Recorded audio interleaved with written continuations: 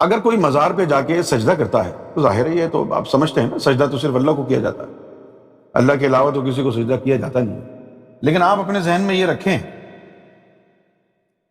کہ سجدہ دو قسم کا ہوتا ہے، ایک تو سجدہ ربوبیت ہے جو معبود کو کیا جاتا ہے، اور ایک سجدہ تعظیمی ہے جو انبیاء کو، مرسلین کو، اولیاء کو، صالحین کو ہوتا آیا ہے، اور اس کی مثال قرآن میں بھی موجود ہے۔ جب اللہ تعالیٰ نے ملائکہ کو کہا کہ آدم کو سجدہ کرو، یوسف علیہ السلام نے بھی خواب میں دیکھا کہ ستارے ان کو سجدہ کر رہے ہیں، ان کے جو 9 بھائی تھے انہوں نے بھی سجدہ کیا، تو یہ سجدہ ربوبیت تو نہیں تھا نا، یہ سجدہ تعظیمی تھا۔ جب حضور تشریف لائے ہیں صلی اللہ علیہ وسلم تو حضور نے اپنی شریعت میں سجدہ تعظیمی کو ممنوع قرار دے دیا۔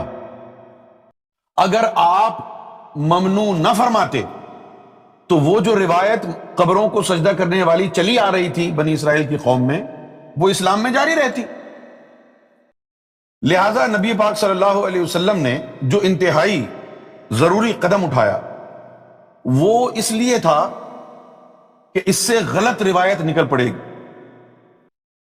اب بہت ساری چیزیں ایسی ہیں نا اسلام میں کہ جو پہلے سے چلی آ رہی ہیں، جیسے حج کرنا، طواف کرنا کعبے کا، کفار بھی کرتے تھے، تو اب حجر اسود کی تعظیم، اس کو بوسہ لینا، یہ وہ عمل ہے جو اسلام سے پہلے کا چلا آ رہا ہے۔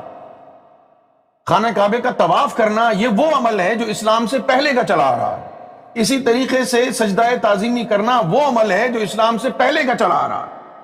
تو حجر اسود کی تعظیم کرنا کوئی پرابلم نہیں تھی اس میں، حضور صلی اللہ علیہ وسلم نے اس کو جاری رکھا، یہ روایت پہلے سے چلی آ رہی ہے، اسلام کا حصہ بھی بن گئی۔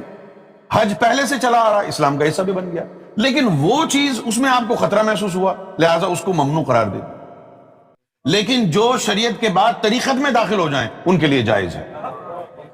ایک دن میں نے سرکار کی بارگاہ میں پوچھا کہ ہمارا جی چاہتا ہے سرکار ہم آپ کے قدموں میں سجدہ کریں، تو آپ منع کر دیتے۔